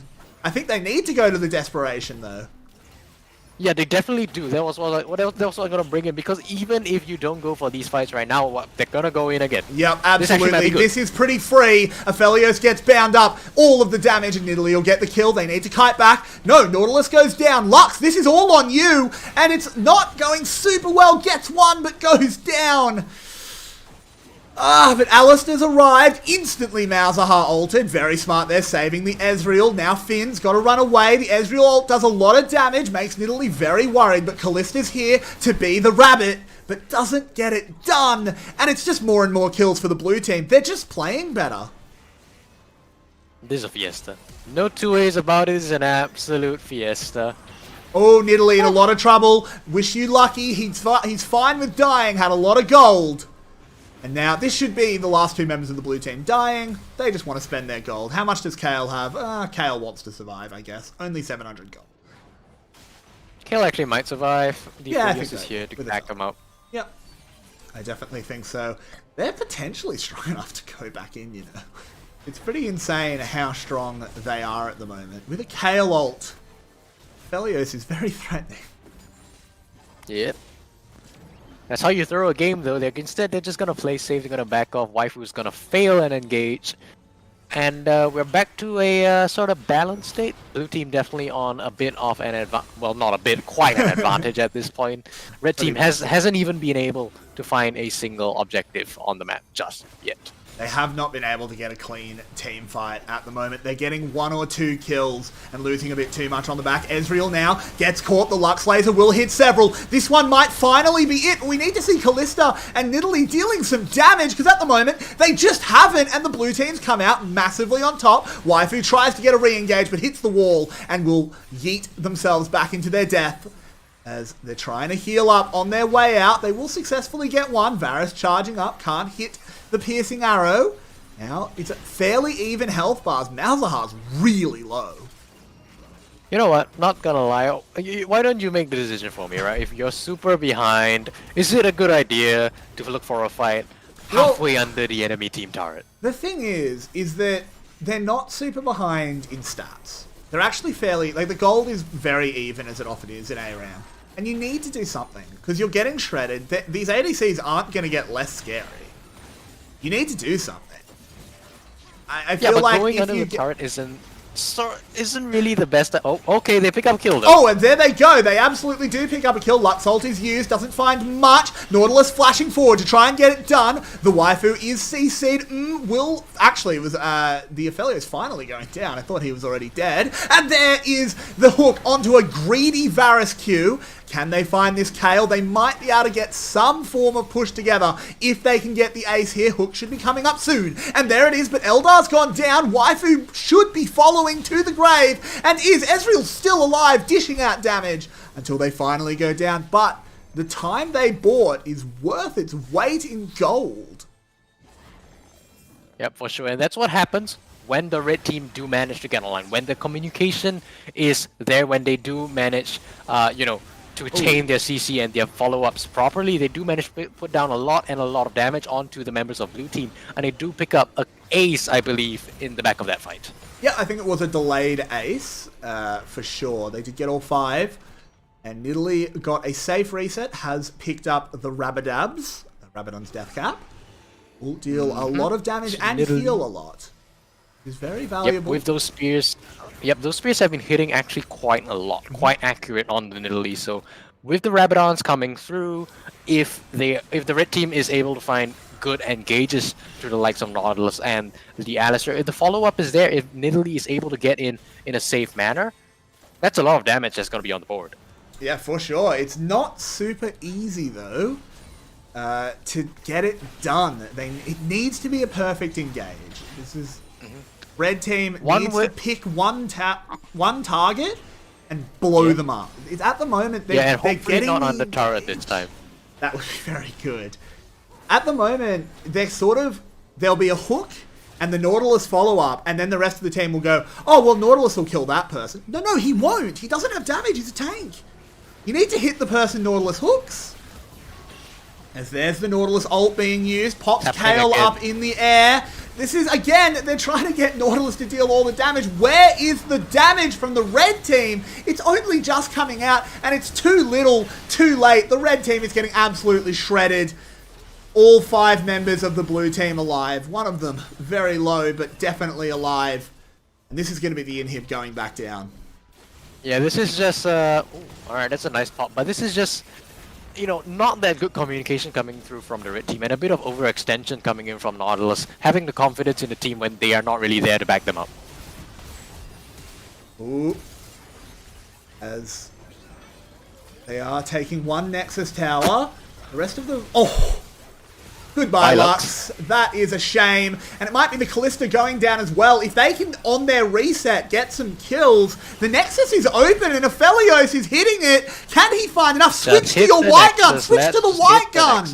That's actually a bit of a mistake, but it doesn't matter as the blue team closes it out and takes a pretty dominant win, if we're being honest. Yeah, we did see red team sort of have a bit of an advantage earlier on in the game with some good Nautilus hooks, but once, blue team managed to get back and, reset and pick up a bunch of kills, pick up a bunch of items, red team, they didn't really have the answer because they themselves did not reset. So blue team did manage to sort of edge out red team earlier on, and they just never let go of that advantage. Yeah, it is pretty strong for sure. But that does bring us to the end of today. Thank you everyone for joining us. We always appreciate everyone that comes and tunes in. As, yeah, it was a really fun day. What do you think of today compared to some of the other ones we've done? I think we've seen some execution errors, which we... yeah, I think today's games have been a little bit more messy than the previous ones. But overall, I think messy is fun, right? Messy is fun as long as everybody's having fun. It's a community tournament. And I had fun. I think you had fun. Hopefully the players had fun. And that's all it's about in the end of the day. Absolutely. So the results will be on the FSL Facebook very soon. So do go check out who won. And I'd like to thank the sponsors for today, which were Dreamcore, Super Solid, Aftershock, Yahoo, and TechTite. We really thank you for making this possible. We really, really appreciate it. Do go check those guys out. That'll bring us to the end of today. Thank you for being here and having some fun with us. See you potentially another time. Yeah. As the end screen thing is broken. Not great. So dang it. Give us a moment to potentially fix that up if it wants to, which it's not going to. Oh, my camera's acting up as well. Whatever. It doesn't matter. We'll go out. I'll fix it in a sec. See you guys soon. Right. Thanks for joining us.